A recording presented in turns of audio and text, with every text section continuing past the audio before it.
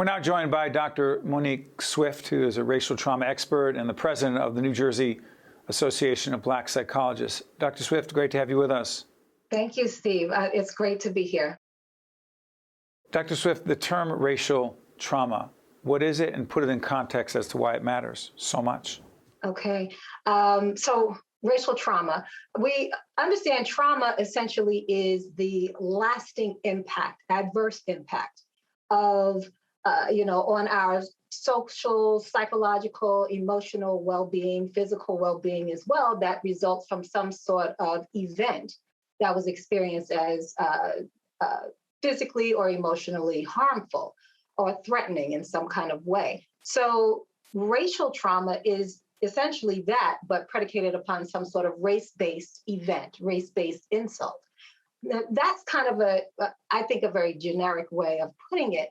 I think what's missing in that frame is the recognition of how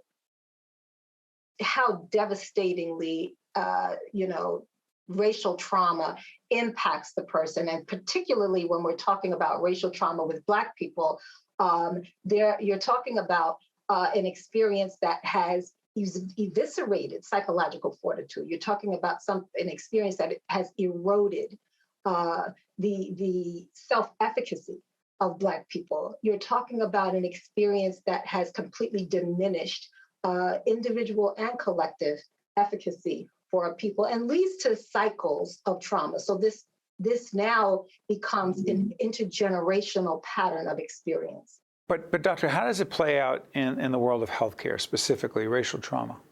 Okay, so in the world of healthcare, you're seeing, I often lean on what was given to us by Dr. Ken Hardy, who describes the wounds of what he calls the wounds of racial oppression and how it appears in people. Essentially, he operationalized into 4 points. The first one is internalized devaluation. And that is what results from persistent messaging of white superiority and Black inferiority. Doctor, I'm sorry for interrupting. Give us a concrete example of what you mean. Okay, so for example, simple example, because of the experience of being Black and experiencing the racial trauma, there's a phenomenon that we call imposter phenomenon that is fairly common. It's not exclusive to Black people, but it's fairly common for people who experience racial trauma, such that when you, no matter how accomplished you are, no matter how educated you are, no matter how much status you have, or how affluent you are, there's this kind of voice that speaks to you and says you're not good enough, you don't belong here.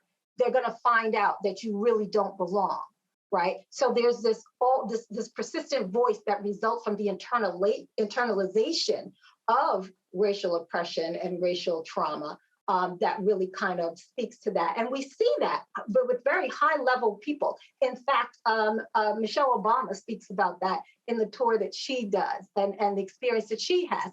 As educated, as many doors as she's been behind, she experiences the same thing.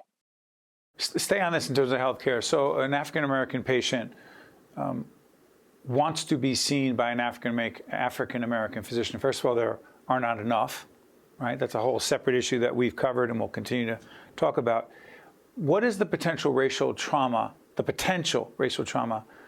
that could happen in a situation like that, where there is a patient who happens to be Black with his or her family being treated by a white physician? In and of itself, there's no trauma, but what's the potential for that?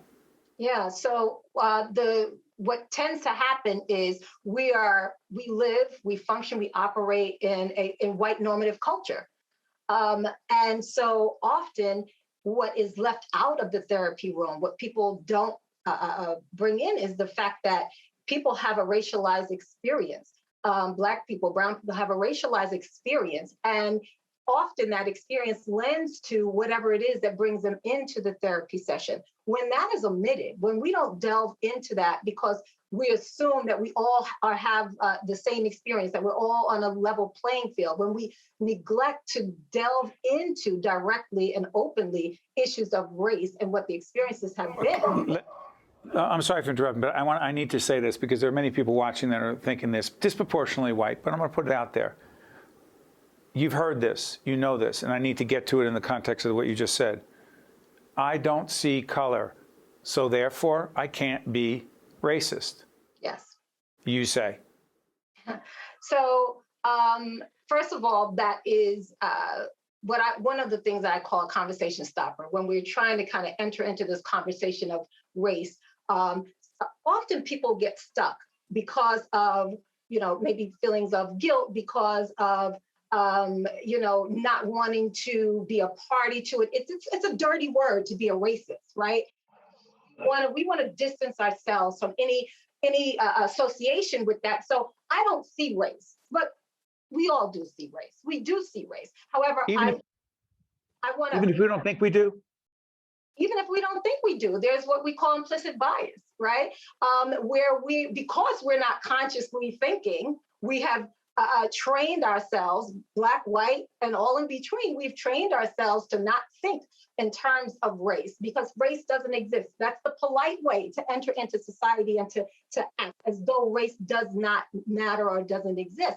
And so therefore we try to take that off the table, but implicitly, unconsciously, we are recognizing and processing, and we are acting with bias often because that is the food that we drink. That's the water that we swim in.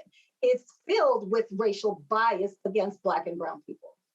Quick follow-up. Someone says, I'm not racist. You say, even if you buy it, it's not enough because you argue you need to be anti-racist. And it shouldn't be in air quotes. It's what it is. What does that mean?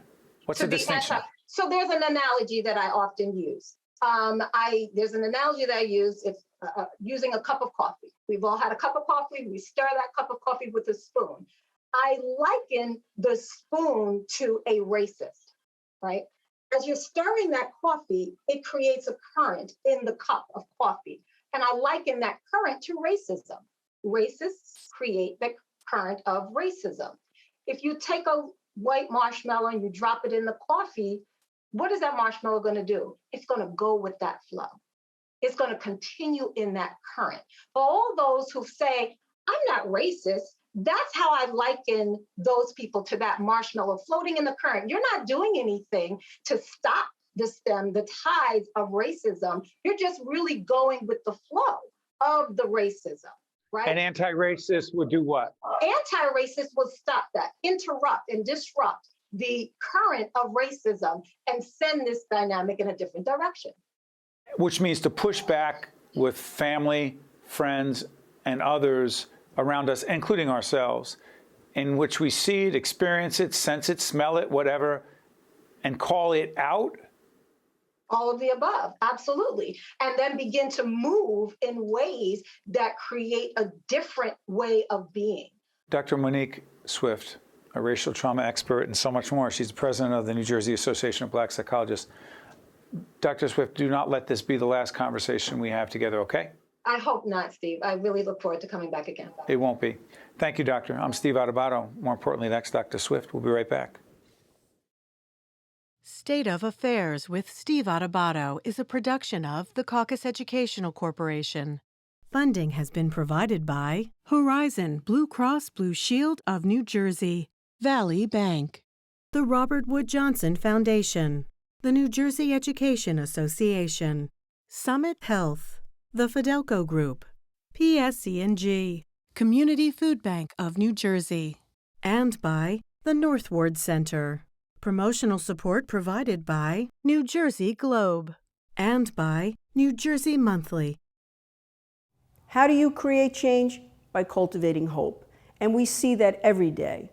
In the eyes of our preschoolers, in the souls of the seniors in our Adult Day program, in the minds of the students at Robert Treat Academy, a national Blue Ribbon School of Excellence, in the passion of children in our Youth Leadership Development Program, in our commitment to connections at the Center for Autism, and in the heart of our community, the Northward Center, creating opportunities for equity, education, and growth.